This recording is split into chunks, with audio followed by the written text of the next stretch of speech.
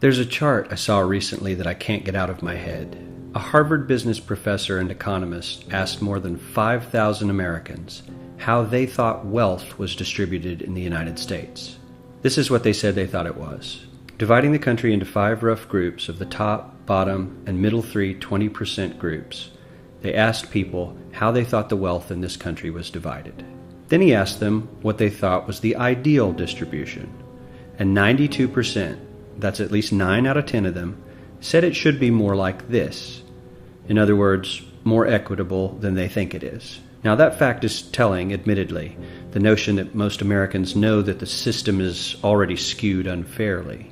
But what's most interesting to me is the reality compared to our perception. The ideal is as far removed from our perception of reality as the actual distribution is from what we think exists in this country. So ignore the ideal for a moment. Here's what we think it is again. And here is the actual distribution. Shockingly skewed. Not only do the bottom 20% and the next 20%, the bottom 40% of Americans barely have any of the wealth. I mean, it's hard to even see them on the chart. But the top 1% has more of the country's wealth than 9 out of 10 Americans believe the entire top 20% should have. Mind-blowing. But let's look at it another way, because I find this chart kind of difficult to wrap my head around.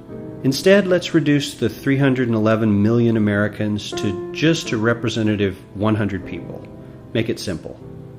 Here they are: teachers, coaches, firefighters, construction workers, engineers, doctors, lawyers, some investment bankers, a CEO, maybe a celebrity or two. Now let's line them up according to their wealth. Poorest people on the left, wealthiest on the right, just a steady row of folks based on their net worth. We'll color code them like we did before based on which 20% quintile they fall into.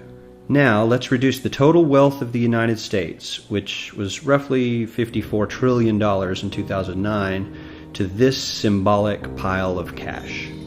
And let's distribute it among our 100 Americans. Well, here's socialism, all the wealth of the country distributed equally.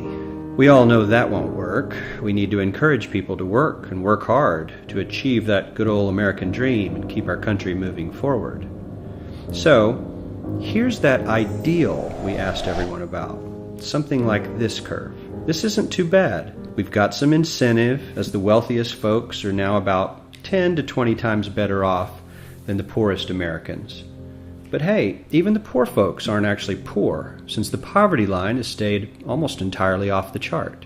We have a super healthy middle class with a smooth transition into wealth. And yes, Republicans and Democrats alike chose this curve.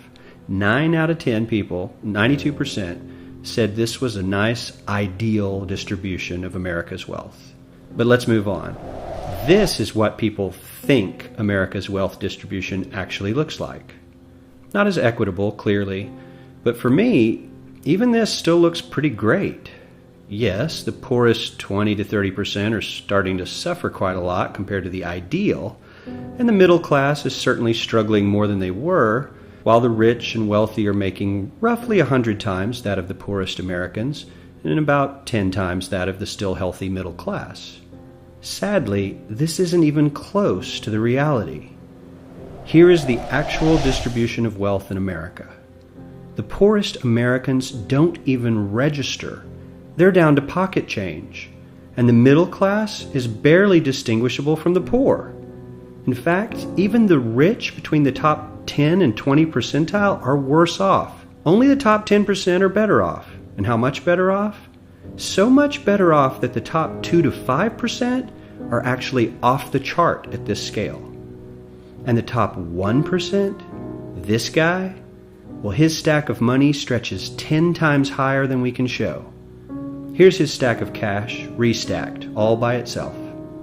This is the top 1% we've been hearing so much about. So much green in his pockets that I have to give him a whole new column of his own, because he won't fit on my chart. 1% of America has 40% of all the nation's wealth. The bottom 80%, 8 out of every 10 people, or 80 out of these 100, only has 7% between them. And this has only gotten worse in the last 20 to 30 years.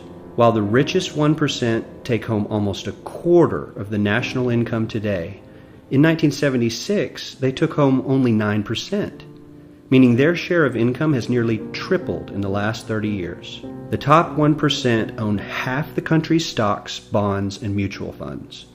The bottom 50% of Americans own only 0.5% of these investments, which means they aren't investing. They're just scraping by. I'm sure many of these wealthy people have worked very hard for their money, but do you really believe that the CEO is working 380 times harder than his average employee? Not his lowest paid employee, not the janitor, but the average earner in his company. The average worker needs to work more than a month to earn what the CEO makes in 1 hour. We certainly don't have to go all the way to socialism to find something that is fair for hardworking Americans. We don't even have to achieve what most of us consider might be ideal. All we need to do is wake up and realize that the reality in this country is not at all what we think it is.